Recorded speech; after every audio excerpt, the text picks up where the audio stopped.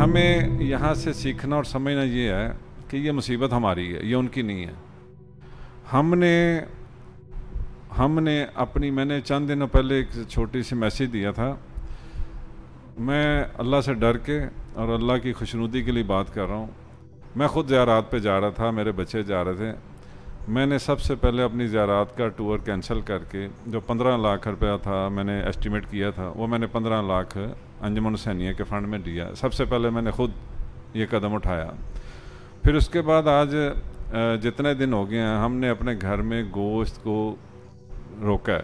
صرف ایک علماء کرام میرے گھر میں ہر ہفتے میں ایک دعوت ہو رہی ہے، جو موجودہ علماء کرام ہیں ان کے لیے ہم گوشت پکا رہے ہیں، ادروائز ہم نے اپنے گھر میں گوشت کو روکا ہے۔ کبھی ہم نے میکسیمم اخراجات کو کنٹرول کر کے اظہار یکجہتی کہہ لیں یا انسانیت کی خاطر کہہ لیں، ہمدردی کہہ لیں، کوئی بھی نام دے دیں، ہم اپنے فنڈز کو مزید سیکیورز کر کے اس فنڈ میں ڈالیں گے تاکہ دوسروں کے کام آ سکیں۔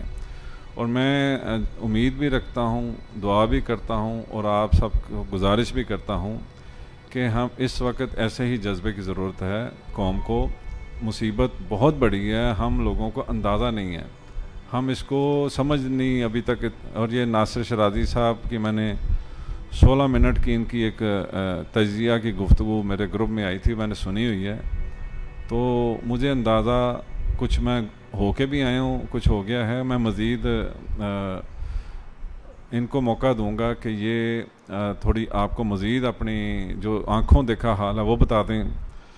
اور آخر میں آپ سب سے گزارش ہے کہ دامے درمے قدمے سخنے، جو آپ زیادہ سے زیادہ، منیمم نہیں زیادہ سے زیادہ اس میں حصہ ڈالیں تاکہ لوگوں کی زیادہ مدد کر سکیں۔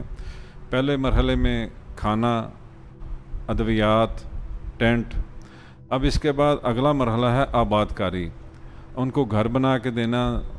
ان کے تو دیکھیں مویشی رڑ گئے، فصلیں تباہ ہو گئیں، جو انہوں نے ان کا کھانا گندم چاول کی سٹاک ہوتا ہے وہ پانی میں بہہ گیا، ان کے پاس تو بچا ہی کچھ نہیں۔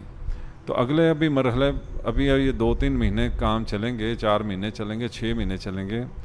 اگلے مرحلے میں آپ لوگ اپنے گھروں سے کپڑے نکالیں، جو آپ کے اضافی کپڑے ہیں وہ دیں تاکہ ان کو کپڑوں کی مد میں دیا جائے، پیسوں کی مد میں دیا جائے، ان کے گھر میں راشن دیا جائے، ان کے گھروں کو تعمیر کر کے دیا جائے اور مسجدوں کو آباد کیا جائے انشاءاللہ تعالی۔